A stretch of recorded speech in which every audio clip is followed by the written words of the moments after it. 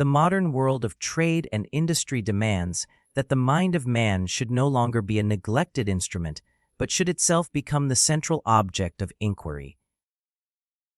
The ceaseless growth of machinery, the organization of capital, the expansion of commerce across continents, all this has enlarged the external resources at our disposal, but side by side it has also thrown into bolder relief the simple truth that the efficiency of labor and the harmony of business life depend at last upon the inner faculties of those who toil and direct. Business, it has long been supposed, is concerned only with material goods, with commodities and coins, with ships and markets, with contracts and profits. Yet behind these outer tokens stands the man himself, with his will and his attention, his endurance and his judgment, his instincts and his passions, his fatigue and his renewal. And if these inner forces are misunderstood or misapplied, no weight of capital, no ingenuity of invention, no cleverness of system can save the enterprise from decline. Thus it has become the urgent task of our time to apply to the marketplace the methods which science has already applied to the field, the factory, the hospital, and the school, namely, the method of psychology. The psychologist, trained in his laboratory to observe reaction and memory, association and perception, has too often been accused of retreating into abstractions of no concern to the ordinary man. Yet if one looks with clear eyes, it will be seen that the very problems which confront the merchant or the manufacturer are but the problems of the human soul seen under practical conditions. How to select a worker fit for a particular task, how to train him that he may acquire steadiness of habit and quickness of perception, how to regulate his hours that fatigue may not destroy his usefulness, how to stimulate his interest, how to guard him against error and accident, how to persuade the customer and attract his attention amid the clamor of competing appeals, how to secure obedience in the office and initiative in the sales room. These are not mysteries of trade alone, but questions which lead directly into the science of the mind. That science cannot remain indifferent if its aim be the understanding of man in his completeness. In earlier centuries, the study of business was left almost wholly to experience, to tradition, to the slow gropings of practice. The son learned the craft of his father, the apprentice followed the master, the firm discovered by long trial what methods would succeed and what would bring failure. But the 19th century, with its new devotion to scientific method, has taught us that experience alone is wasteful, uncertain, and slow. Agriculture no longer relies on the blind instinct of the farmer, but on the chemistry of soils and the biology of plants. Medicine no longer waits upon the chance observation of remedies, but builds its practice on physiology and bacteriology. Education itself has learned that the training of the young cannot be left to the casual traditions of the schoolroom, but must be guided by exact knowledge of mental growth. Why then should business remain behind? Why should not the psychology of attention and memory, of will and fatigue, of judgment and imagination, be pressed into the service of commerce, that men may not merely stumble upon methods, but may proceed with assurance? The goals of such an undertaking are neither fanciful nor remote. They concern at once the welfare of the worker, the prosperity of the employer, and the interest of society as a whole. The worker demands justice in selection, that he may not be forced into a place for which he is unfit, where failure must be his portion and dismissal his end. He demands instruction fitted to his powers, guidance which does not merely drill his hands, but awakens his intelligence and forms his habits. He demands consideration for his health, protection against the weariness that exhausts his nerves, regulation of hours and tasks in accord with the true measure of his strength. For him, business psychology holds the promise of a fairer opportunity and a sounder life. The employer, on his part, demands efficiency, output, the harmony of his organization, the elimination of waste through unfit selection or clumsy methods. He demands insight into the motives which stir men to diligence, into the means by which loyalty may be won and friction avoided. For him, business psychology offers the assurance that he may build his enterprise on secure foundations. And society at large, looking beyond the immediate interests of worker or master, beholds the larger prospect of an industrial order in which the forces of man are not squandered in misfit tasks, in accidents, in fatigue, but are husbanded and directed towards the enrichment of common life. The problems which such a science must face are many and various. One has but to glance at the business world to see how constantly difficulties arise which are in truth psychological. The advertisement which fails to attract the eye, the salesman who cannot hold the attention of his listener, the manager who misjudges the temper of his men, the clerk who blunders through lack of concentration, the workman who falters under strain, the foreman who cannot rouse discipline without provoking resentment. These are the daily symptoms of an ignorance of mind. Nor are such examples rare or accidental. They are the very texture of business life. If we had clearer understanding of the laws of attention, of the psychology of persuasion, of the means by which fatigue may be measured, of the principles which govern habit, we should save not only money but nerves and lives. What this really means is that the science of psychology must leave the seclusion of the laboratory and enter the workshop, the office, the market.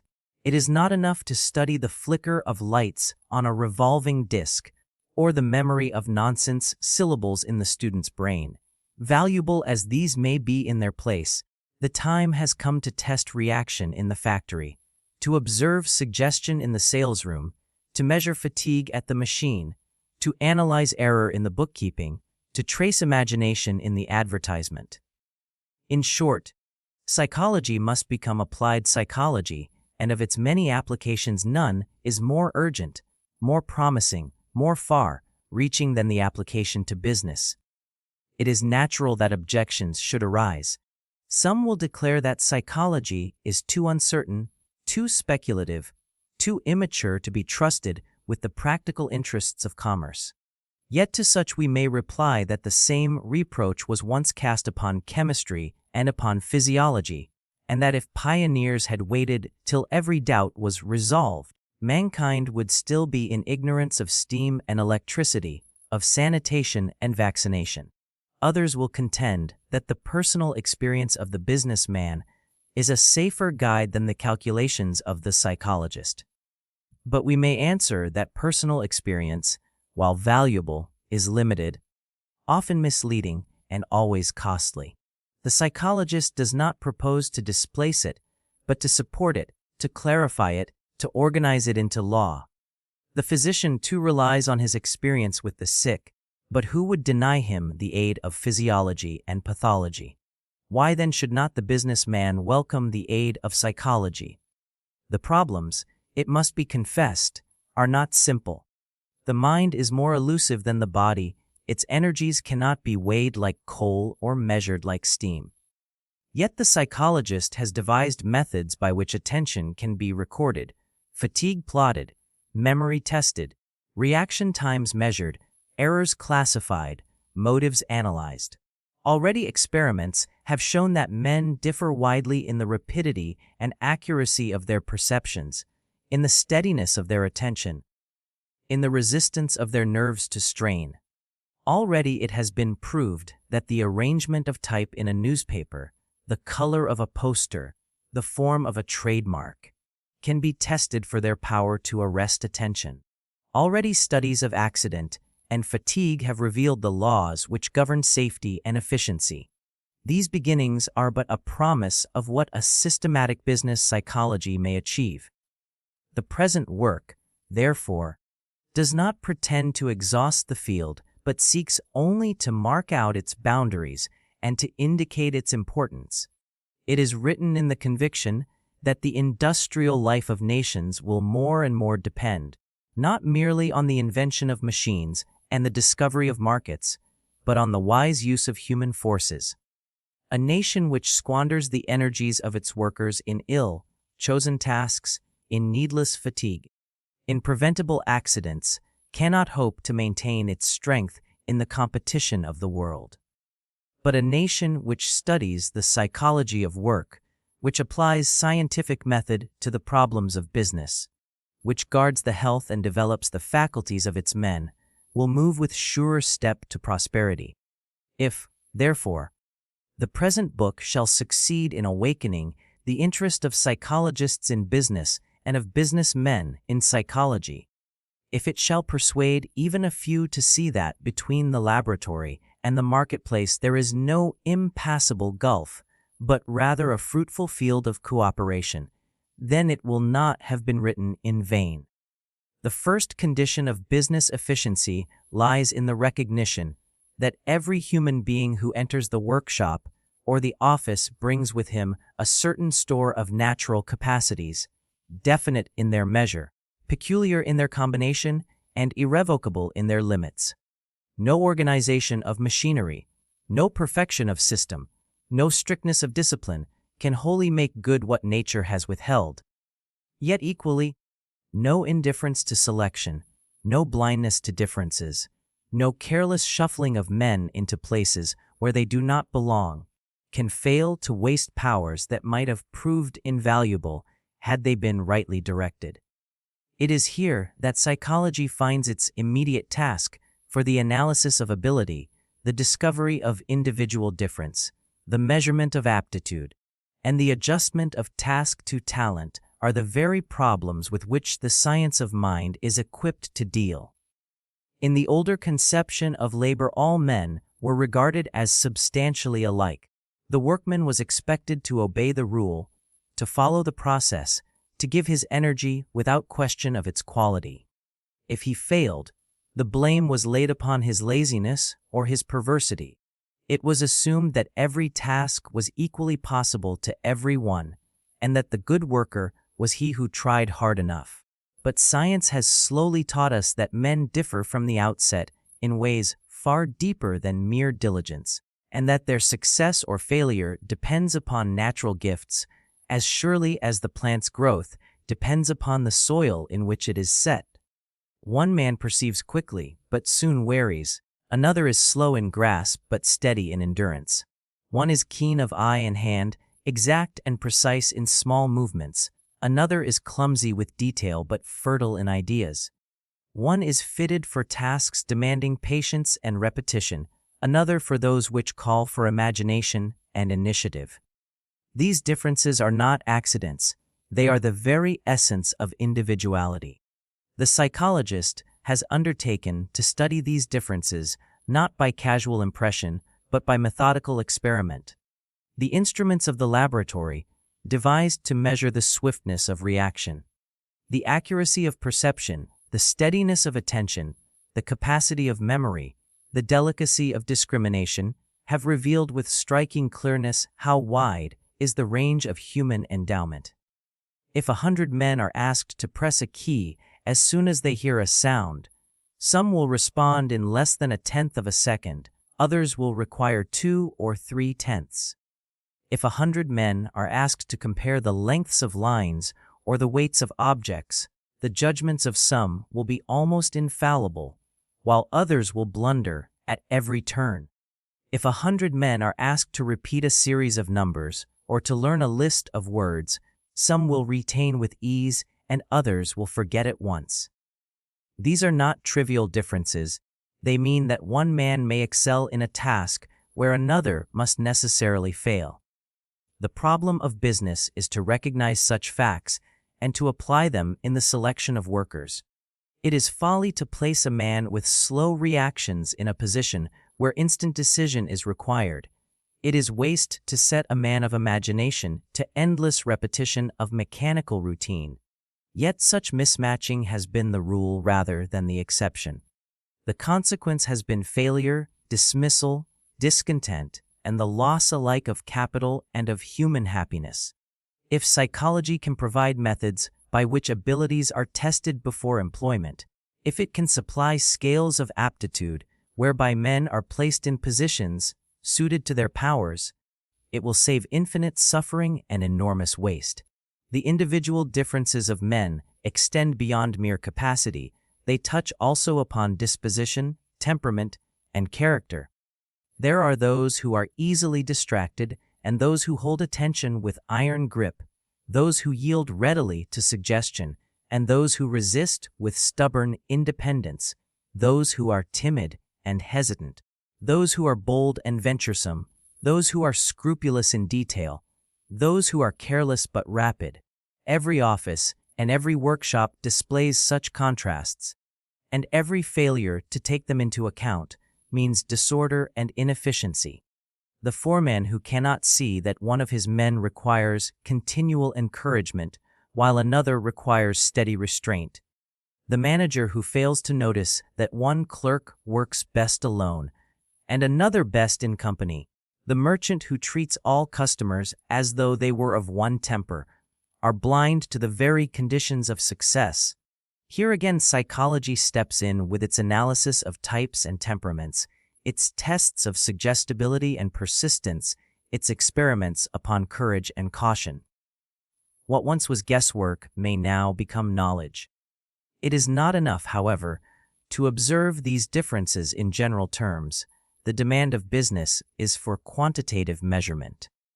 The employer must know not merely that this man is quicker than that, but how much quicker, not merely that this one is more attentive, but to what degree he surpasses his fellows. For in large organizations, thousands must be compared and classified, and vague impressions will not suffice. Hence the psychologist has devised scales, records, and statistical methods by which the precise position of each individual may be determined. By such means a chart of abilities may be drawn, indicating at once the tasks for which each is fitted and the limits beyond which he cannot go. To construct such charts is one of the most hopeful enterprises of modern science in its relation to business. Aptitude for special callings is a further problem of profound significance. It is not enough to say that one man is quicker, another steadier. We must know who is adapted to be a machinist, who a bookkeeper, who a salesman, who a manager. The qualities demanded in each calling are complex. They are not reducible to one test or to one faculty. The salesman, for instance, must not only speak persuasively, he must read the mind of his customer. He must adjust his tone to changing moods. He must conceal his own impatience. He must keep his facts at instant command. He must show enthusiasm without extravagance, confidence without arrogance. The bookkeeper, on the other hand, must love order, must enjoy accuracy for its own sake, must bear monotony without fatigue, must be free from the faintest tendency to carelessness. The machinist must unite quick perception with muscular control, must resist suggestion of danger, must hold attention on monotonous processes, must have steadiness of nerve under strain. The manager must see relations, must grasp situations as wholes, must anticipate the results of action, must control men by insight into their motives. Such aptitudes are complicated combinations, but they can be analyzed, and with patient inquiry they can be discovered and tested. It is true that natural gift alone does not suffice. Training and habit may do much to develop or to repress ability. The slow learner may by perseverance surpass the quick one who is careless. The timid may by repeated effort acquire courage. The inattentive may by discipline gain steadiness. Yet even so, the natural limits remain. No training will make the color blind perceive the hues of the spectrum. No training will give the clumsy the delicacy of touch required for the jeweler. No training will impart to the unimaginative the fertility of the inventor. It is therefore the first duty of business to know the limits of each man's power, that his training may be rightly directed and his work rightly chosen. The differences which separate men are not only individual, but often inherited, often racial, often social.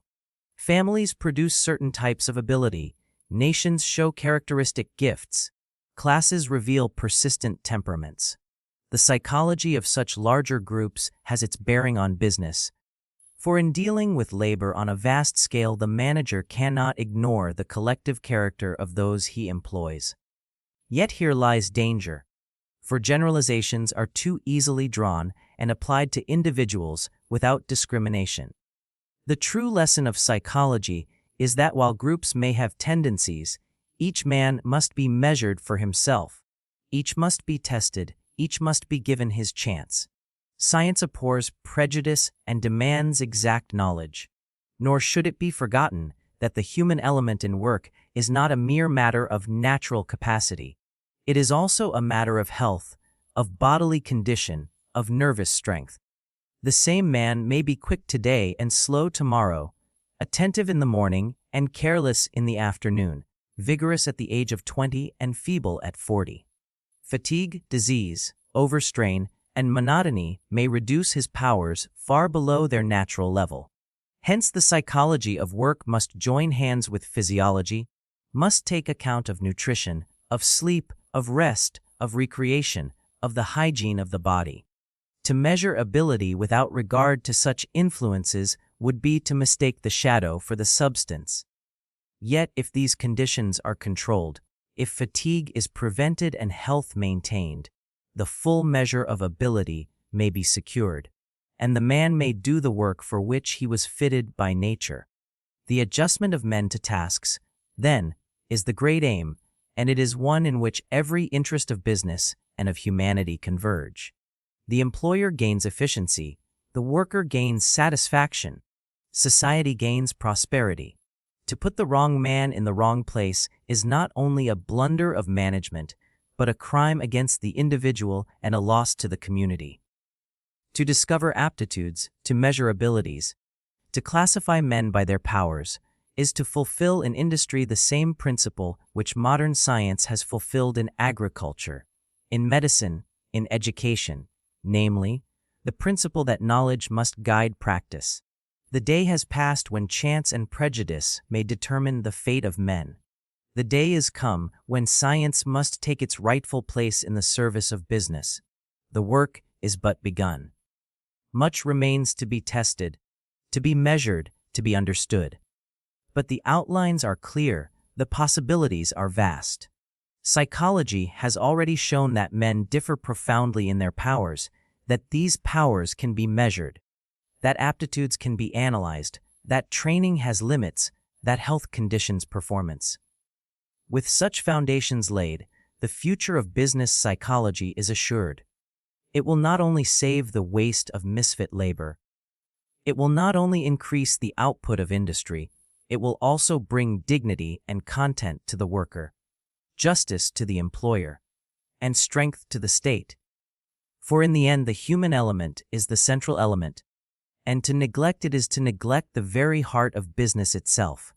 The task of selection in business has always been surrounded by uncertainty, guesswork, and hazard, and yet upon this single act depends more than upon any other the success or failure of the whole enterprise.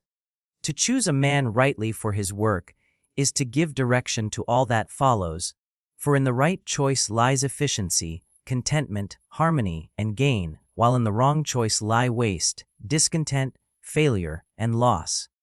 It has been the misfortune of commerce that the principles of selection have too often been left to chance, to the personal prejudice of the employer, or to the crude evidences of appearance and manner. A young man presents himself at the door of a factory or an office. He brings with him letters of introduction, perhaps a record of schooling, perhaps the mere assurance of his own lips. He is received or rejected on grounds which seldom probe to the core of his powers. The merchant glances at his face, listens to a few sentences, judges by accent or bearing or some impression too subtle for analysis, and the matter is decided. At times the decision is fortunate, but too often it is ruinous, for no eye, however keen, can penetrate to the hidden aptitudes, the latent powers, the unseen defects which determine the man's true fitness. It is this region that psychology claims for its own, for here its method of test and measurement may supply what the casual impression of the employer must forever lack. The psychologist does not content himself with surface indications. He seeks the inner working of mind and nerve, and by experiment he lays bare those capacities which the man himself may hardly know. By apparatus and record he measures reaction times, steadiness of hand, quickness of eye, accuracy of perception, span of memory, resistance to distraction, suggestibility, persistence, courage, and caution. Each of these qualities, seemingly abstract in the laboratory, is in truth of the utmost importance in the workshop and the office, for upon them depends whether the clerk will add correctly, whether the machinist will avoid accident, whether the salesman will hold attention, whether the manager will maintain control. The psychological test transforms vague impression into definite knowledge. Consider, for example, the simple experiment of reaction. A signal is given, a sound or a light, and the subject must press a key as swiftly as he perceives it. To the casual eye such a test may appear trivial, yet the records show differences profound and enduring. One man reacts with unerring promptness. Another lags, another is uncertain. In the factory where instant response may mean safety or disaster, the difference is life itself. Or, take the test of attention. A page covered with figures is placed before the subject. He must cross out certain numbers as fast as he can. The rate at which he works, the steadiness with which he proceeds, the errors he commits, all reveal with exactness the quality of his attention. In bookkeeping, in auditing, in every form of clerical routine, such power is the very essence of success. Or again, the test of memory.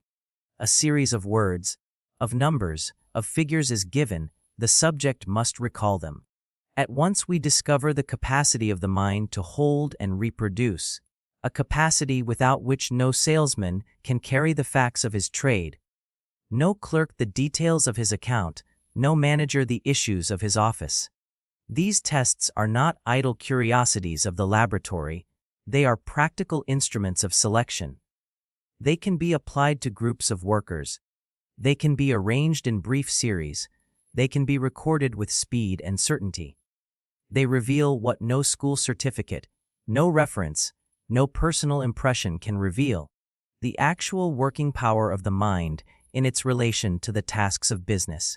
And they reveal it not in vague description, but in numbers, in records, in measurable form. The employer can compare one applicant with another, can choose not by chance but by knowledge, can avoid the costly blunders of misfit labor. It is sometimes objected that such tests are artificial, remote from the real conditions of life. The workman, it is said, does not sit in a laboratory pressing keys and crossing numbers. He toils at a machine, he sells goods, he manages men. Yet the answer is plain. The laboratory test is not meant to imitate the outer task. It is meant to isolate the inner faculty on which the task depends. No machinist in the factory is ever asked to react to a light with the tap of a key. But every machinist must see danger and move his hands swiftly. No clerk is asked in his office to cross out numbers on a page, but every clerk must fix his attention on figures and avoid error. No salesman is asked to repeat a list of nonsense words, but every salesman must retain names and facts, prices and descriptions. The laboratory strips away the accidents of circumstance and lays bare the mental act itself.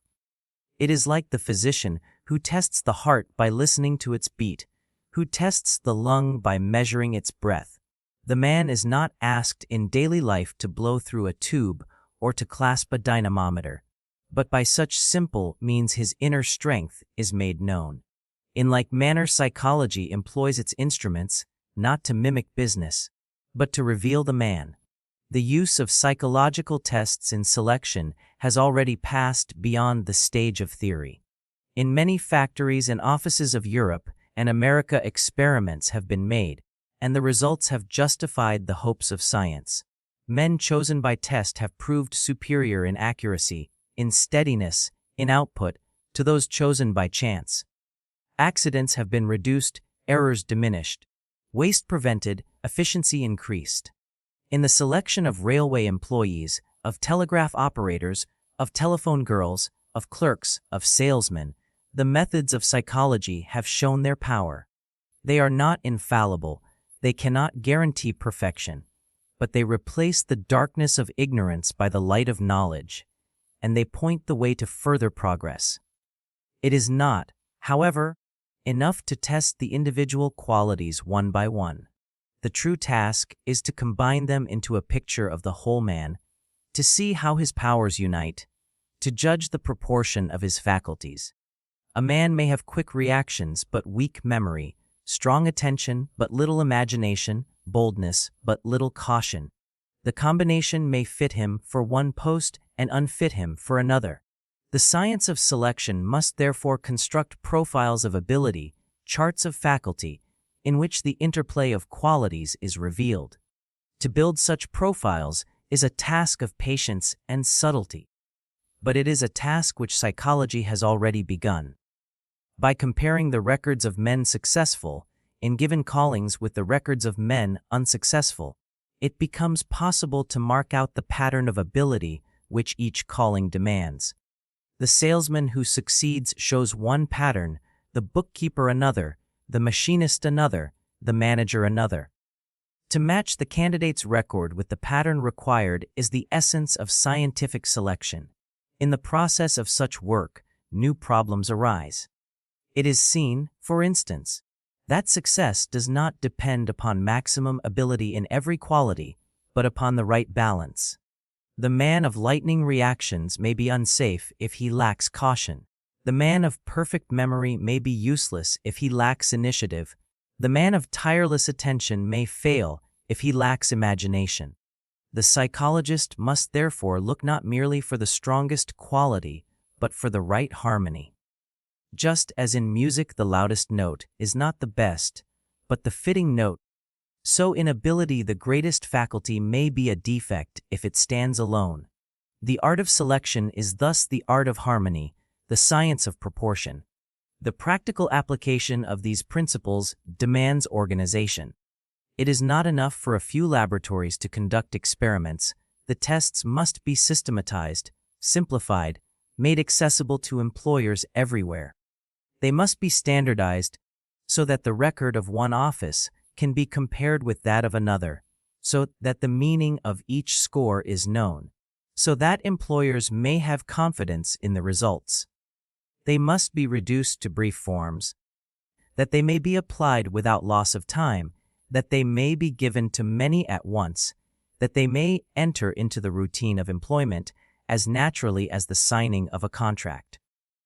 Already such work is being done, and the prospect is that in the future no important position will be filled without some psychological record of the candidate's powers. The value of such records will not lie only in the moment of selection. They will serve also for promotion, for transfer, for guidance in training. A man may enter at a low post, but show in his record the signs of capacity for higher work.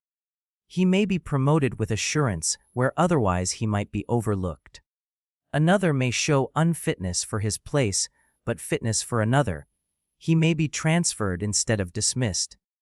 Another may show weakness in one faculty which training may strengthen. His education may be directed with precision. Thus the psychological test will not only choose men but will guide their whole career.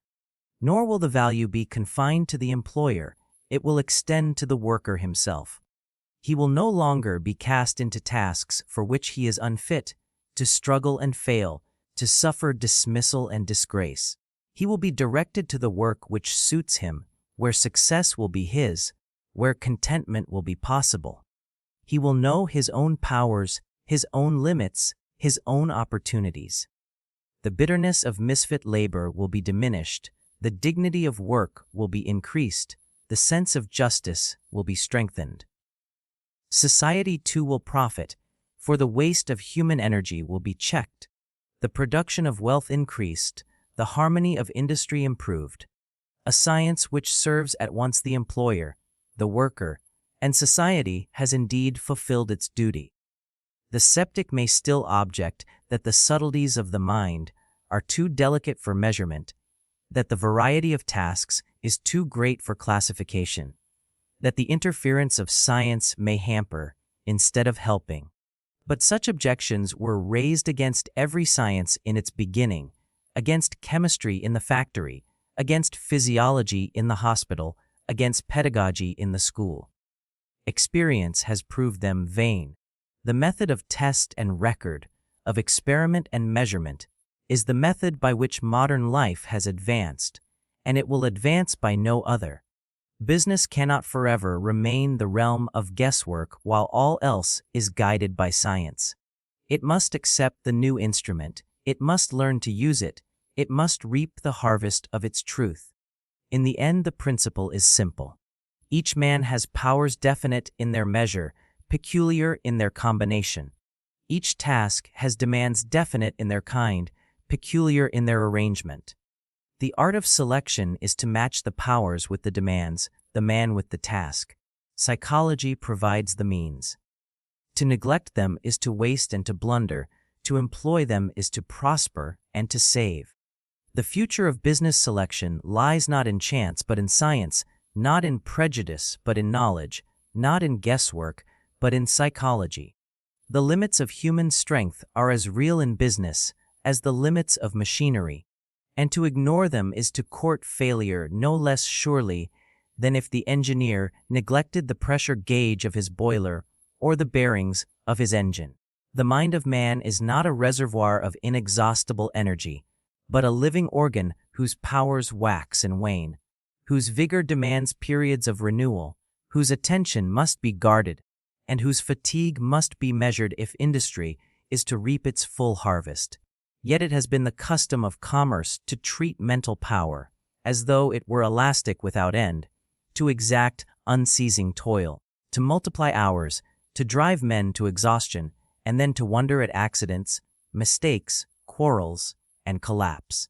The psychology of fatigue and attention teaches us that such folly is costly in every sense, that efficiency is not obtained by the longest hours, but by the wisest use of energy, that rest is not idleness but economy, and that the regulation of work by scientific knowledge is a necessity if business is to prosper in the long run.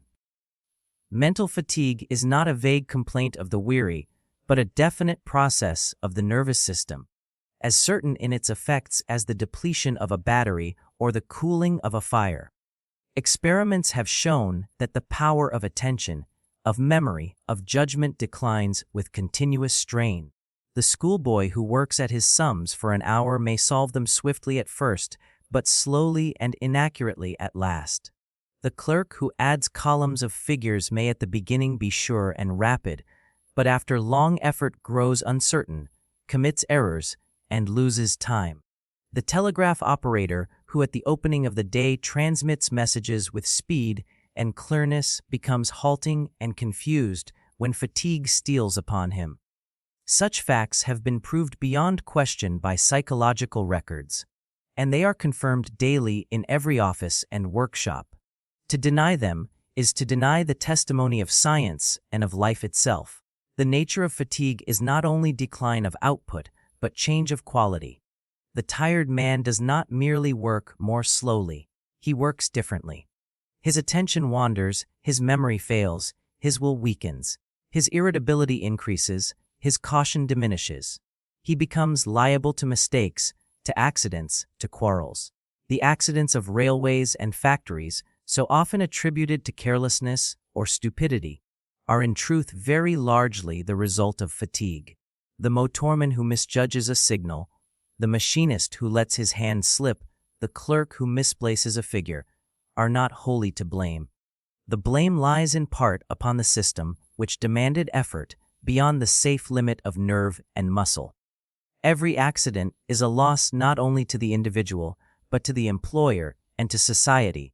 And every accident due to fatigue is a proof of ignorance, where knowledge might have prevented disaster. It is therefore the task of psychology to measure fatigue and to lay down rules for its avoidance. Various methods have been devised. The speed and accuracy of adding figures may be tested at intervals during the day, and the decline in performance reveals the growth of wariness. The steadiness of the hand in tracing lines, the quickness of reaction to a signal, the accuracy of discrimination between weights or colors, all may be measured, and the gradual deterioration tells the tale of fatigue. By such means, the decline of power can be recorded in numbers and charts, and the hours of work can be adjusted to the facts. It has been found again and again that beyond a certain limit the increase of hours brings not increase but decrease of output, that overtime is often lost time, that long days bring not profit but loss. The wisdom of the employer must therefore learn to regulate not only the wages and the machines, but the very rhythm of work and rest. Attention is the central faculty in all this problem. The human mind cannot attend indefinitely. It must wander, it must pause, it must relax. The strain of fixed concentration wears the nerves, while the alternation of effort and release renews them. The psychology of attention has shown that the span of continuous concentration is limited, that even the most resolute will cannot hold the mind at high pitch for long. In every task, however mechanical, attention is needed. The driver of a train must attend to signals, the weaver must attend to threads, the typist must attend to letters, the manager must attend to figures and men. When attention flags, errors multiply. The wise organization of work is therefore the organization of attention, the provision of intervals, of pauses, of variation. Short pauses may restore the mind as surely as food restores the body, and to deny them is wasteful. The old belief that unbroken toil is most efficient has been disproved by every experiment. The new truth is that pauses save time, that rests pay dividends, that efficiency is measured not by hours of strain, but by the balance of effort and renewal. The relation of fatigue to efficiency has been tested in many fields.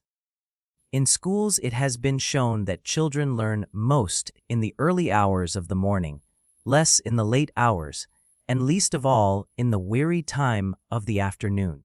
In factories, it has been proved that output is highest not in the longest day, but in the day rightly divided by pauses. In offices, it has been observed that errors in bookkeeping multiply towards evening, that misjudgments increase when the mind is tired, that irritations and quarrels break out when attention is exhausted. These facts are not matters of opinion, but of record, and they should guide every system of employment. To lengthen the working day beyond the limit of safe attention is not economy, but folly, for the gain of an extra hour is cancelled by the loss of efficiency and the cost of mistakes. Nor must we forget that fatigue is cumulative.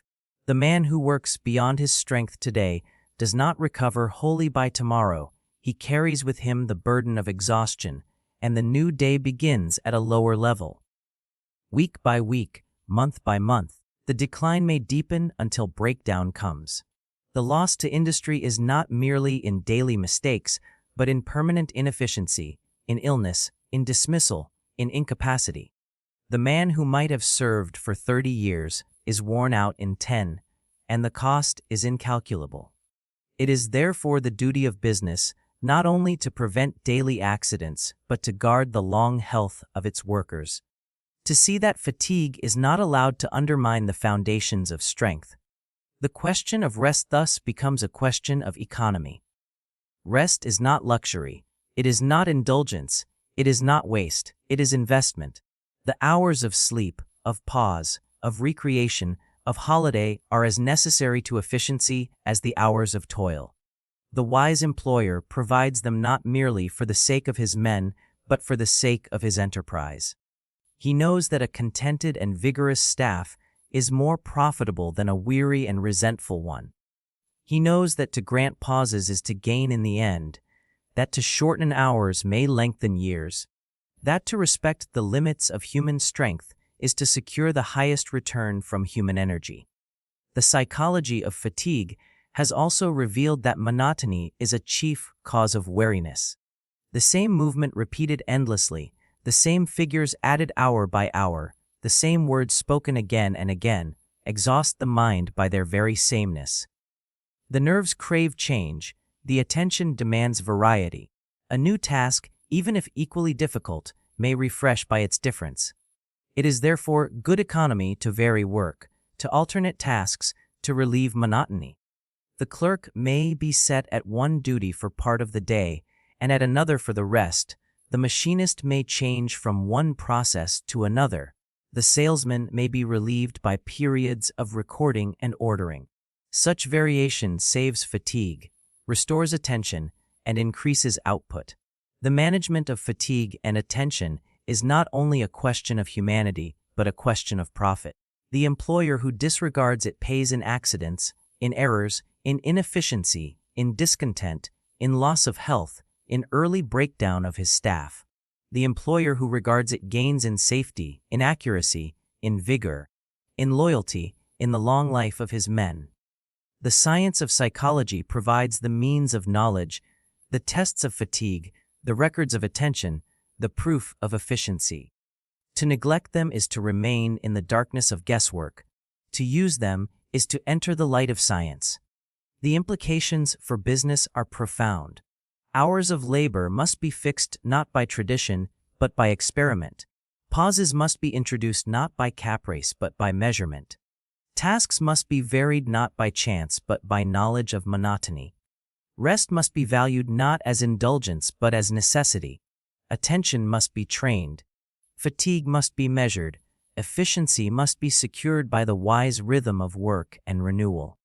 Thus, the science of psychology enters the very heart of industry, guiding its methods, protecting its workers, increasing its wealth, and securing its future. In the end, the truth is plain: the mind of man is not an inexhaustible machine, but a living power with limits, and to respect those limits is to unlock the fullest treasure of human efficiency. The life of business is not maintained by natural endowment alone, for however rich the store of ability with which a man may be born, its worth to the community depends on the training by which it is directed, the education by which it is developed, and the habits by which it is fixed into permanent efficiency. The child may come into the world with quick eye and steady hand, with memory retentive and imagination fertile, but unless these gifts are cultivated, they lie dormant, or if misdirected, they may even prove harmful. In every office and workshop, the task of training stands side by side with that of selection. To choose the right man for the right place is the first duty, to train him so that his powers are molded to the work, so that he acquires precision, steadiness, diligence, and loyalty is the second. For without training, the best natural gift is wasted, while with training even moderate endowment may be made useful to society. The psychology of learning has long since shown that man is not merely a creature of momentary acts, but of habits formed by repetition. Every movement of hand, every association of thought, every reaction of will, when repeated again and again, becomes easier, swifter, more automatic, until at last it is performed without conscious effort. The pianist who stumbles painfully at his first lessons comes in time to let his fingers fly across the keys with unerring certainty. The clerk who hesitates over his first accounts learns at last to add and subtract with mechanical speed. The salesman who falters over his first words of persuasion acquires by practice the fluent phrases of experience. Habit is the great economizer of mental energy. It relieves attention, spares effort, secures accuracy. The man who has acquired good habits is free to devote his mind to new problems, for the old ones are solved for him by the automatic machinery of his nerves. The man who has acquired bad habits is a slave to error, for every movement repeats his fault and every repetition strengthens the chain. It follows that the chief aim of training in business is the formation of good habits. The apprentice must be taught not merely to know what to do, but to do it rightly from the first. For every wrong movement, every false reaction, if repeated, lays down its path in the nerves, and to unlearn it later is more difficult than to learn aright at the beginning. The wise instructor therefore insists upon accuracy before speed, upon correctness before fluency. He knows that time spent in careful training at the outset will be saved 100-fold later, for the habit once formed will endure through years of service. He knows that negligence at the start will cost dearly, for the habit of error will repeat itself and demand endless correction. Thus, psychology confirms the old maxim that as the twig is bent the tree is inclined, and it urges with new force that in business, where every error is costly, the bending must be true from the beginning. The methods of training must be adapted to the nature of learning itself. Psychology has shown that repetition is essential, but that repetition must be rightly ordered. Mere dull drilling without interest may form habits indeed, but habits mechanical, lifeless, without intelligence. True business training demands not only repetition but understanding, not only practice but insight. The workman must know why he acts as he does. The clerk must understand the principle of his task. The salesman must grasp the meaning of his appeal. For without understanding, the habit remains brittle, liable to break under new conditions, while with understanding it becomes flexible, ready to adapt itself to change. The best training, therefore, combines drill with explanation, practice with theory, repetition with comprehension. Attention is the very heart of learning. Without attention, the impression fades, the association is weak, the habit is insecure. The trainer must therefore secure attention, must hold the interest of the learner, must vary the task, must awaken curiosity, must appeal to ambition. The dull repetition of meaningless acts deadens the mind, while the repetition of acts whose purpose is understood strengthens both habit and intelligence. The wise instructor makes the learner active, not passive. He lets him discover, he stimulates his effort, he rewards his progress. The psychology of learning has shown that praise is often more powerful than blame. That encouragement awakens energy where fault-finding kills it, that success strengthens will while failure discourages. To build up a man's habits is to build up his confidence, and confidence is itself one of the strongest of habits. The time and order of training are also of importance. Experiments have shown that short periods of practice distributed over many days are more effective than long periods crowded into one. Fatigue weakens impression, while freshness strengthens it. The boy who practices his lesson for half an hour daily learns more in a month than he who labors for 3 hours once a week. So in business, the apprentice who is trained in regular and moderate steps acquires his craft more surely than he who is driven to long and weary stretches. The psychology of practice has proved that rest between efforts not only restores energy but consolidates memory, that the mind in its intervals continues the work of organization, that sleep itself is one of the strongest allies of learning. The wise trainer therefore orders his lessons with regard to fatigue, provides pauses, arranges repetition at intervals, and thus makes the most of every effort. The building of habit has another aspect of the utmost importance to business, namely, the formation of habits of conduct, of honesty, punctuality, diligence, courtesy, loyalty. These too are learned by repetition, by example, by encouragement, by reward. The boy who is trained to come punctually, to keep his word, to respect his fellows, to attend to his duties, acquires habits which in time become part of his nature, which guide his actions without effort, which make him a trustworthy man. The boy who is allowed to be careless, dishonest, discourteous, unpunctual, forms habits equally strong, but habits destructive of business and of character. It is therefore the duty of every employer not only to train in skill, but to train in conduct, not only to form habits of hand and brain, but habits of will and conscience. For the life of business depends as much on honesty as on ability, as much on loyalty as on cleverness. It is sometimes thought that habit is mechanical and therefore opposed to freedom, that to form men into habits is to make them slaves. But psychology has shown that the reverse is true. Habit liberates rather than enslaves. The man who has the habit of honesty is free from temptation, for his will has been trained to reject it without struggle.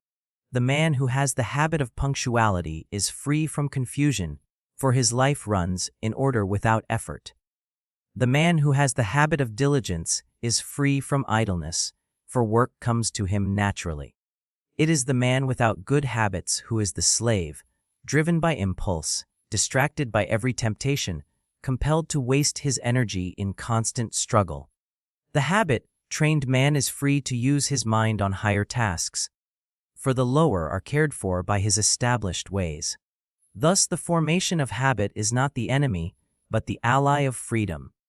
The methods of education in business must therefore be twofold: to impart knowledge and to form habits. Knowledge without habit is barren, habit without knowledge is blind. Together they make the efficient worker. The training of the clerk must teach him not only the rules of accounts, but the habit of accuracy. The training of the salesman must teach him not only the qualities of his goods, but the habit of courtesy. The training of the machinist must teach him not only the handling of tools, but the habit of caution.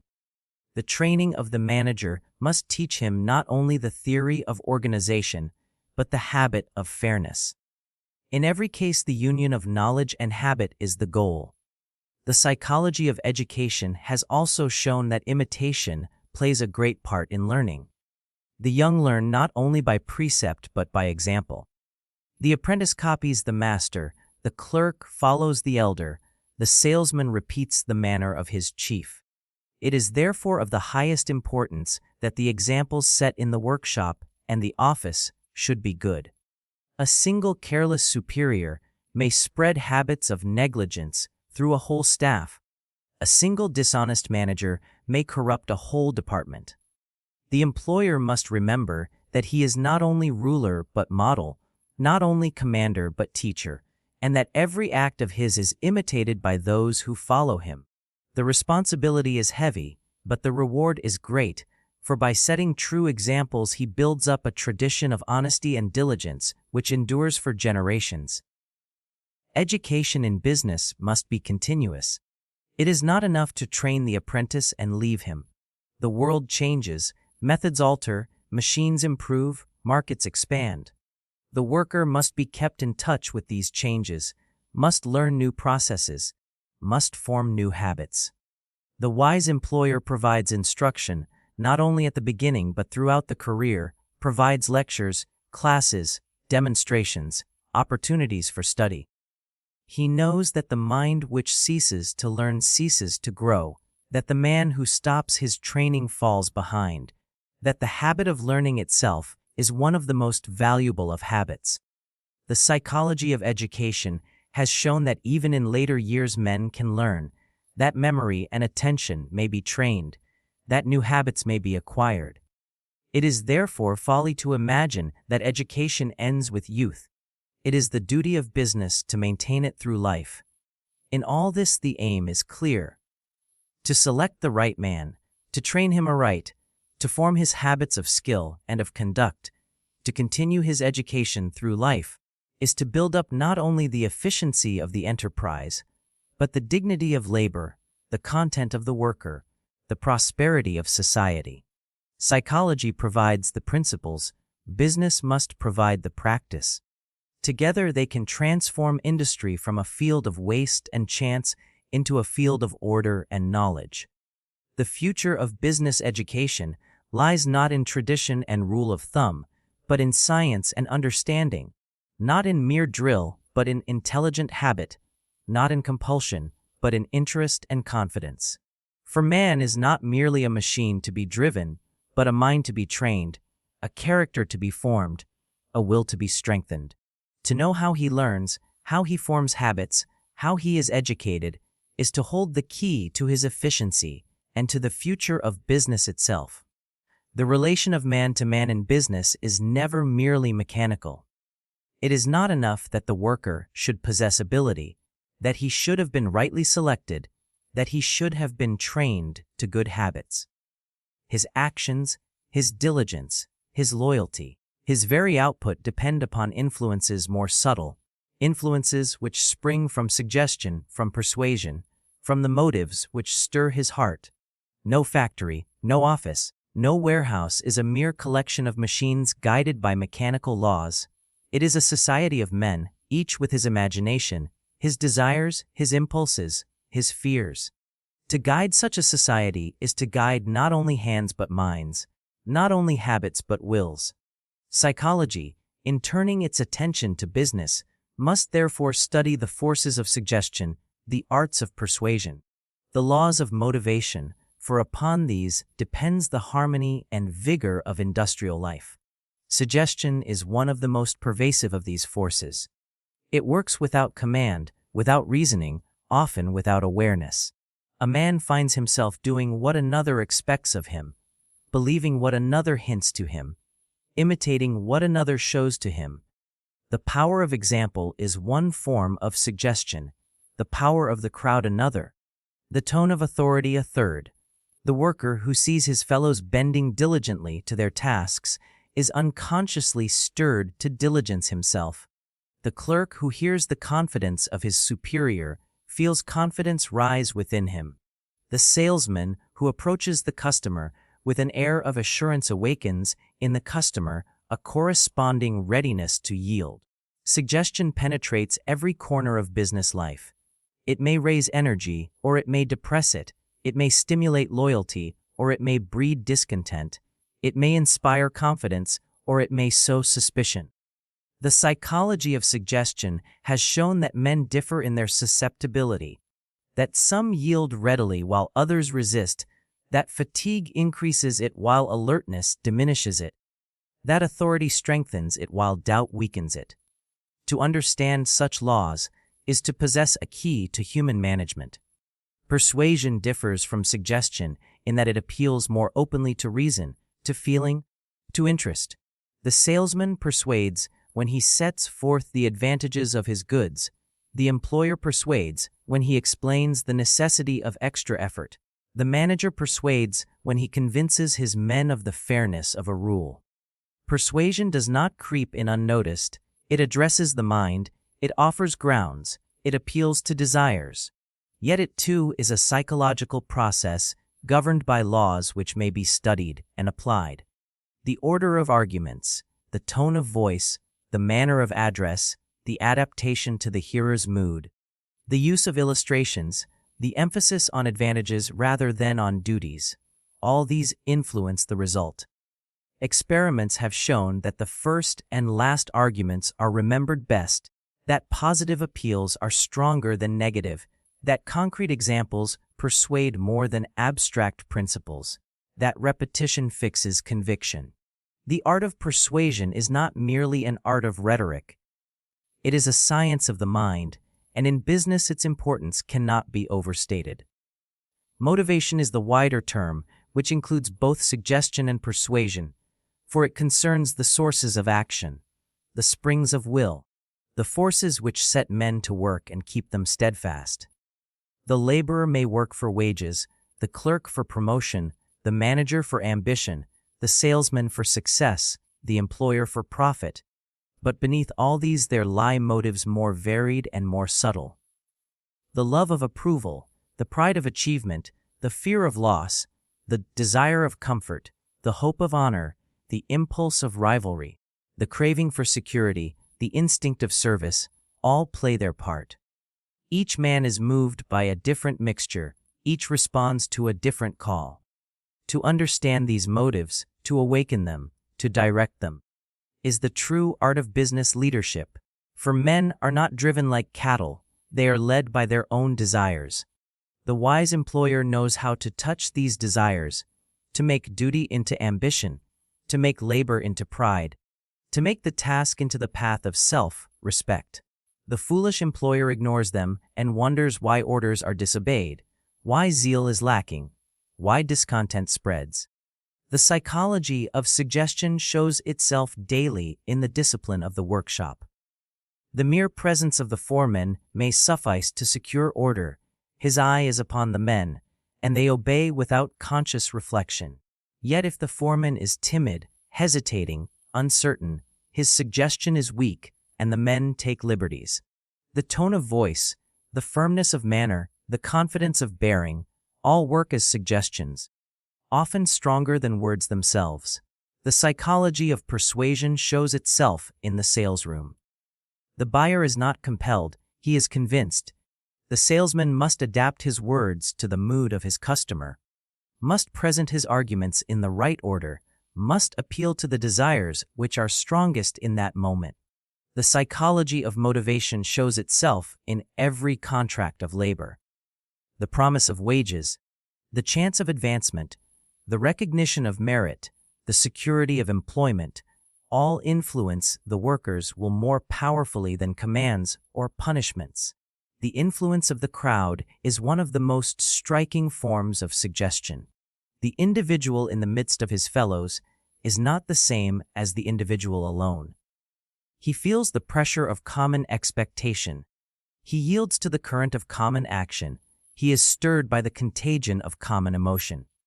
In the factory, when all are diligent, the idle man feels ashamed. In the office, when all are courteous, the rude man is restrained. In the meeting, when all applaud, the silent one is moved. This influence may be for good or for evil. A crowd may inspire courage or may spread panic, may awaken loyalty or may provoke revolt. The employer who understands the psychology of the crowd can guide it, can turn its force to harmony and zeal. The employer who neglects it may find himself swept away by a tide of discontent.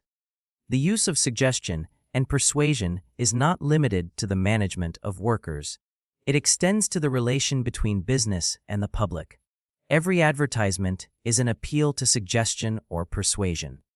The choice of colors, of type, of picture, of slogan is governed by laws of the mind. The eye is caught by contrast, by movement, by novelty. The memory is fixed by repetition, by rhythm, by association. The customer is moved by the suggestion of authority, of fashion, of popularity.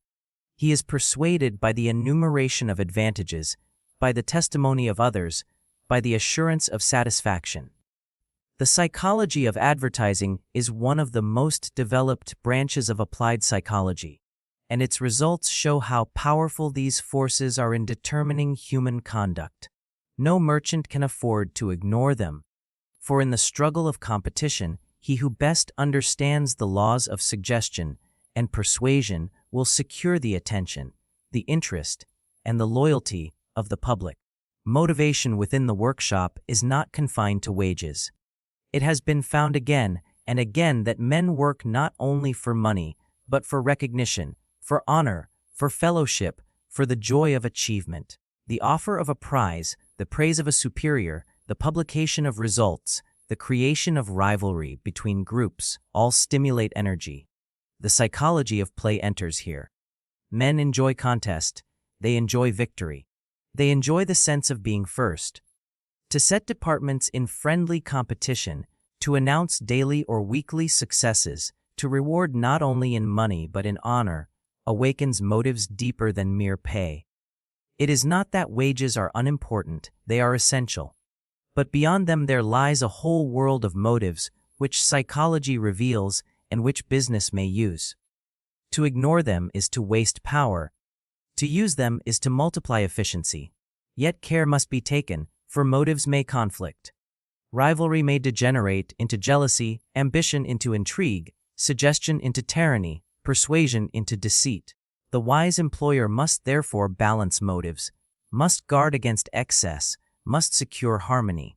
He must appeal to loyalty no less than to rivalry, to pride no less than to fear, to fairness no less than to ambition. He must remember that men are not machines to be wound up by one spring, but organisms to be guided by many influences. The psychology of motives is complex, but its principles are clear. Men seek pleasure and avoid pain. They desire approval and dread contempt. They love success and fear failure. They are stirred by hope and depressed by despair. To touch these springs with wisdom is the art of leadership. The relation of suggestion to fatigue is also of importance. The tired man is more open to suggestion, more ready to yield to influence, more easily persuaded. This may be used for good, to soothe and encourage, but it may also be abused, to impose and to deceive. The psychology of ethics must therefore stand side by side with the psychology of influence. Business must not exploit the weakness of men, but must use its knowledge for their welfare. To persuade by falsehood, to suggest by trickery, to motivate by fear alone is to degrade labor and to destroy trust. The true aim is to influence by truth, to persuade by fairness, to motivate by honor. Only thus can the relation of man to man in business be raised to its highest dignity. In the end, the forces of suggestion, persuasion, and motivation are the forces which bind the whole fabric of commerce together. They enter into every detail, from the discipline of the workshop to the sale of goods, from the training of apprentices to the guidance of managers, from the loyalty of workers to the confidence of the public. Psychology has analyzed them, has revealed their laws, has shown their power. Business must learn to use them, must incorporate them into its system, must rely upon them as it relies upon machines and markets. For man is not only hand and habit, he is will and desire, he is imagination and impulse, he is motive and persuasion. To know how to guide these is to know how to lead men. And to lead men is to hold the true secret of business success. The life of business is never the work of the solitary man alone, but of groups of men united in common purpose. However brilliant the individual may be, his powers find their true significance only in relation to others, and however great the machinery of commerce may be, it remains useless without the coordination of human wills. In every workshop, in every office, in every department store and trading house, men do not act in isolation, but in groups, and these groups possess characters and laws of their own, distinct from those of the single mind. To understand business, it is therefore not enough to study the psychology of the individual worker. One must also study the psychology of the group, the forces of cooperation and rivalry, the influence of leaders, the contagion of crowds, the harmony and discord which arise when men act together. The science which thus passes from the single man to the society of men is social psychology, and in business its importance is as great as that of individual psychology itself. When men gather into groups, they do not merely add their efforts, they transform them. Each feels the presence of others. Each is influenced by their attention, their example, their approval or disapproval. A man working alone may be slow and indifferent, but when others are beside him he quickens his pace, not merely from fear of oversight, but from the stimulus of companionship. The dull task is lightened when shared, the difficult burden is eased when borne together. At the same time, the group may lead astray. Men in masses may yield to excitement, to panic, to disorder, where singly they would remain calm. The contagion of laughter or of anger may spread through a group with irresistible speed. Thus the group magnifies, intensifies, transforms the feelings and actions of individuals. It may raise them to heights of enthusiasm or sink them to depths of folly. The psychology of business must reckon with this double power. The workshop offers endless examples. When all are diligent, the idler feels ashamed and is drawn into the stream of work. When all are careless, the conscientious man is discouraged and lowers his standard. The tone of the group sets the level of effort. In the office, where courtesy is habitual, the rude man finds himself out of place and is restrained.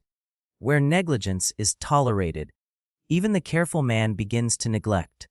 The group creates a tradition, a standard of conduct, which each man feels and to which he conforms. The wise employer therefore pays heed not only to individuals, but to the spirit of the group. He seeks to establish a tradition of diligence, of loyalty, of honesty, knowing that once such a tradition is formed, it maintains itself by the pressure of the many upon the few. Leadership is the guiding force which directs the group. Without leadership, the group is a mass, liable to confusion, to hesitation, to division. With leadership, it becomes an organism, united, purposeful, effective. The leader is not merely he who gives orders, he is he who awakens confidence, who embodies the aims of the group, who inspires devotion. His power rests not only on authority, but on personality, on the suggestion which his presence conveys, on the persuasion of his words, on the motives which he awakens. Men follow him because they believe in him, because he gives them assurance, because he makes them feel that they are part of a greater whole. Leadership is thus both a psychological gift and a psychological process. It demands insight into men, fairness in judgment, firmness in decision, warmth in sympathy, and the power to make the common cause felt in the heart of each individual. The forms of leadership vary with the nature of the group. In some cases, authority is paramount. The command must be sharp. Discipline must be strict, obedience immediate. In others, persuasion and example are stronger than command. The leader works by influence rather than by order, by guidance rather than by compulsion. The factory hand who stands at a dangerous machine may need the strictest discipline to prevent accident. The salesman who faces the customer may need the freest encouragement to use his initiative. The wise leader knows how to adapt his rule, when to command and when to persuade, when to enforce and when to encourage. His art is not mechanical but living, changing with the circumstances, molded to the men he leads. The influence of groups shows itself strikingly in the phenomena of rivalry and cooperation. Within the workshop, between departments, between branches of a business, rivalry may be stimulated, and the energy of each group is heightened by the desire to excel. Records of output may be compared, prizes may be offered, honor may be given to those who surpass. Such rivalry, when wisely guided, awakens zeal, sharpens attention, multiplies effort. Yet rivalry, if misused, breeds jealousy, bitterness, unfairness. It must therefore be tempered by the sense of cooperation, by the conviction that all are working for a common end, that the success of one is the success of all. Cooperation is the binding force, rivalry the spur. Together they produce the highest efficiency. Apart they may work destruction. Psychology reveals the laws of both, and leadership applies them. The contagion of emotion in groups is a fact of profound importance. A word of praise may run through the staff and lift every heart. A word of suspicion may spread and darken the whole atmosphere. Enthusiasm may sweep through a factory like fire, and for days the output rises. Discontent may creep through, and for weeks the work declines. The leader must therefore watch the moods of his men, must foresee discontent, must check it before it grows, must spread confidence, must inspire hope. His own mood is contagious.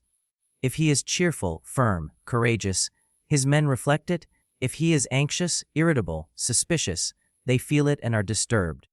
The psychology of leadership teaches that the leader's own control of himself is the first condition of his control of others. In the larger field of business, groups extend beyond the single workshop. Companies, unions, associations, all are groups with their own psychology. The board of directors is not a mere collection of individuals, but a group with its own tendencies, liable to be influenced by the boldness of one, by the caution of another, by the eloquence of a third. The trade union is a group whose members, when gathered together, may feel impulses which none of them would feel alone. The market itself may act like a crowd, swayed by rumors, by hopes, by fears, buying and selling in panic or in enthusiasm. The psychology of speculation is the psychology of crowds. Thus in business at every level, from the smallest workshop to the largest exchange, group psychology is at work. Leadership in such larger groups becomes even more important. The statesman of commerce, the organizer of industry, the head of a great corporation must possess in high degree the qualities of leadership.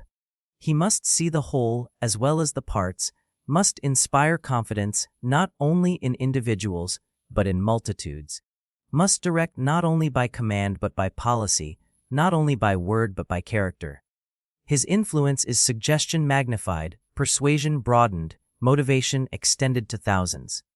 He embodies the spirit of the enterprise. His personality becomes its symbol. His decisions guide its course. To study the psychology of such leadership is to study one of the most powerful forces in modern society. The formation of teams within business is another aspect of group dynamics. A team is not merely a group of men placed side by side.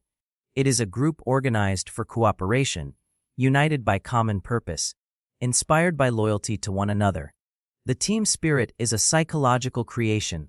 It arises from mutual trust, from shared success, from common struggle. Once established, it becomes a source of strength greater than the sum of individual efforts. The team covers the weakness of one with the strength of another, inspires each to effort for the sake of all, creates pride and honor in the common name. In sport, this truth is familiar. In business, it is no less real. The wise leader therefore fosters team spirit, arranges tasks so that cooperation is needed, rewards groups as well as individuals, cultivates pride in the department, in the firm, in the common cause. Thus, he transforms a collection of workers into a living team. Yet the group has its dangers.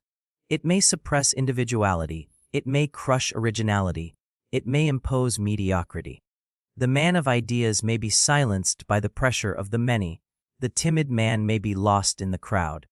The bold man may be condemned by the tradition of caution. The leader must therefore guard individuality even while he fosters unity. He must give room for initiative, must welcome suggestion, must allow freedom of thought. The best group is that which unites loyalty with liberty, cooperation with originality, discipline with initiative. To secure this balance is the art of leadership. In the end, the study of group psychology and leadership reveals that business is not a mere mechanical process of production and exchange, but a living organization of men. Its success depends not only on machines and markets, but on the harmony and vigor of groups, on the insight and power of leaders. Psychology has shown how groups influence individuals, how emotions spread, how traditions form, how rivalry and cooperation work, how leaders guide. Business must learn from these truths, must apply them, must shape its organization in accordance with them. For the future of commerce lies not only in the perfection of its material means, but in the wisdom with which it directs its human forces. The group is more than the sum of its members. The leader is more than the giver of orders.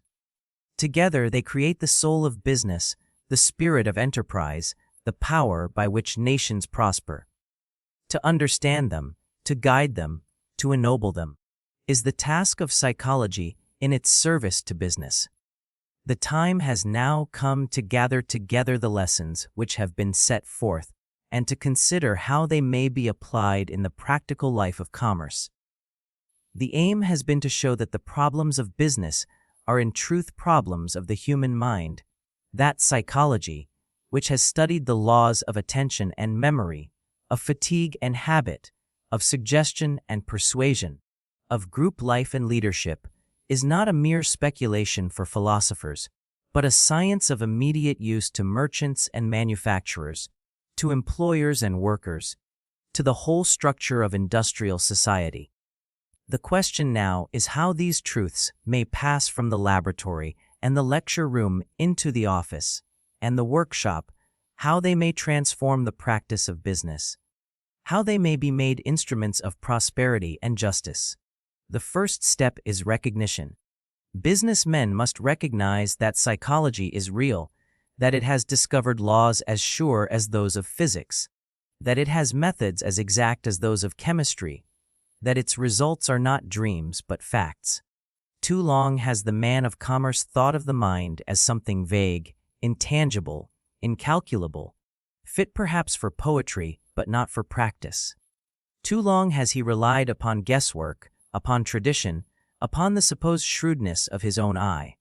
He must learn that the human mind can be studied, measured, trained, guided, that psychology offers him instruments no less precise than the scales and gauges of his machines, that it can save him waste, increase his efficiency, prevent his losses, secure his future. The recognition of this truth is the beginning of wisdom. The second step is experiment. It is not necessary to wait until every problem is solved, until every law is complete. Just as the engineer used steam while its laws were still imperfectly known, just as the physician used antiseptics while the science of bacteria was still in its infancy, so the businessman may use psychology while much remains obscure. Let him begin with simple tests of fatigue, with simple records of attention, with simple methods of training. Let him introduce pauses in the working day. Let him vary tasks to avoid monotony. Let him measure output in relation to hours. Let him compare groups. Let him study accidents. Let him apply tests to new employees. At once he will find results. At once he will see that psychology is not a dream, but a power. From these first experiments, he will advance to more refined methods, to scales of aptitude, to records of habits, to charts of ability. Step by step, he will incorporate psychology into his practice, until at last it becomes as natural to consult the psychologist in choosing a worker as to consult the engineer in choosing a machine. The third step is organization. Psychology cannot remain the private possession of the laboratory. It must be systematized, standardized, brought into the service of industry as a whole. Just as the sciences of engineering and medicine have their schools, their associations, their publications, so psychology must create for business its institutions, its bureaus, its training schools.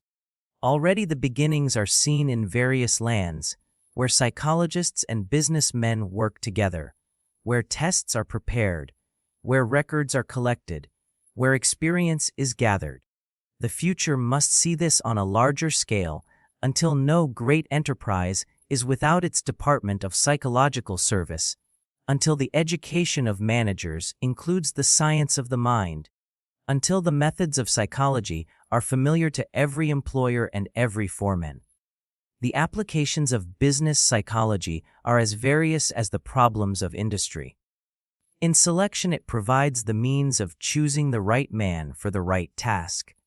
In training, it provides the means of forming right habits from the start. In fatigue, it provides the means of fixing hours and pauses for the greatest efficiency. In persuasion and suggestion, it provides the means of guiding men wisely. In group life, it provides the means of creating harmony, of stimulating loyalty, of directing rivalry. In advertising, it provides the means of catching attention, of fixing memory, of arousing desire. In leadership, it provides the means of inspiring confidence, of awakening devotion, of guiding the multitude. In every part of business, its principles can be applied, its methods can be used, its truths can be tested. To apply them is not a matter of theory, but of practice, not a matter of distant hope, but of present duty. Consider, for example, the case of a factory where accidents are frequent. The employer may imagine that his men are careless, that punishment is needed. Psychology shows him that the cause is fatigue, that after certain hours the nerves lose their quickness, the attention fails, the hand slips, he shortens the hours, he introduces pauses, he varies the tasks, and the accidents diminish. Or consider the case of an office where errors in accounts abound. The employer may imagine that his clerks are incompetent. Psychology shows him that the arrangement of figures is confusing, that the attention is overstrained, that fatigue produces mistakes. He alters the method, he introduces rests, he trains attention, and the errors diminish. Or consider the case of a sales department where results are poor. The employer may imagine that the salesmen are idle. Psychology shows him that persuasion must be adapted to the mood of the customer, that suggestion must be skillfully used, that motives must be rightly touched. He trains his men in the laws of persuasion. He teaches them the order of arguments, he shows them how to fix attention, and sales increase. Such case after case proves that psychology is not an abstraction but a tool. The future of business psychology, however, is not free from difficulties. There will be resistance from habit, from prejudice, from ignorance. Many will laugh at the idea of measuring attention or of testing memory, as men once laughed at the idea of vaccinating against disease. Many will cling to their old methods, will prefer guesswork to knowledge, will fear the new science as a disturbance. There will be abuses, too, for every science may be misused. Tests may be applied crudely, without understanding, with injustice. Men may be labeled and condemned when in truth they might be trained. Employers may use psychology for exploitation rather than for welfare, for profit rather than for justice. Such dangers must be foreseen and guarded. The science itself is neutral. It is for man to use it nobly. Just as chemistry may make poison or medicine, just as electricity may kill or illuminate, so psychology may be misused or rightly used. Its right use is to serve humanity, to make labor fairer, to make business more efficient, to make society stronger. The future must also see a deeper union between psychology and education. For if business is to profit by psychology, men must be trained in its truths from the beginning. The schools must teach not only reading and arithmetic, but habits of attention, methods of learning, respect for accuracy, the value of rest, the meaning of cooperation. The young man who enters the office should already know the laws of memory and fatigue, the nature of habit, the influence of suggestion. Then, the application of psychology in business will not seem strange or forced but natural and continuous. The union of education and business through psychology will thus create a generation better fitted for the tasks of industry and commerce. In the end, the future directions of business psychology point towards a new conception of industry itself. The old conception saw it as a mere struggle for profit, as a competition of machines and markets. The new conception sees it as a science of human service, as a cooperation of men guided by knowledge of their minds. The old sought to exploit labor, the new seeks to guide it wisely. The old wasted human energy, the new conserves it. The old trusted to chance, the new relies on science. If this conception prevails, the future of commerce will be brighter, for it will unite prosperity with justice, efficiency with welfare, profit with humanity. It is not too much to hope that one day the principles of business psychology will be as familiar as the principles of engineering, that employers will consult psychologists as naturally as they consult accountants, that workers will understand their own minds as clearly as they understand their machines. Then accidents will be fewer, errors rarer, fatigue less destructive, persuasion more honest, leadership more humane, cooperation more harmonious. Then the wealth of nations will be increased not by waste of men, but by their wise guidance, not by the sacrifice of health, but by its preservation, not by the oppression of labor, but by its development. Such is the vision of the future, a vision not fanciful but practical, grounded in science, demanded by justice, urged by economy. Business psychology is still young, but its promise is great. Its foundations have been laid in the laboratory, its beginnings tested in the factory and the office. Its future lies in the courage of employers, in the wisdom of psychologists, in the cooperation of workers, in the enlightenment of society. To apply its truths is to serve at once profit and humanity. To neglect them is to waste the most precious resource of all, the minds and wills of men. The science of psychology has come of age. It must now take its place in the service of business. If it does so, the 20th century may see a new era in which industry, guided by knowledge of the mind, shall attain a harmony of efficiency and welfare hitherto unknown. The problems are great, the difficulties many, but the direction is clear. The future of business is the future of man, and the future of man depends upon the wise use of his mind.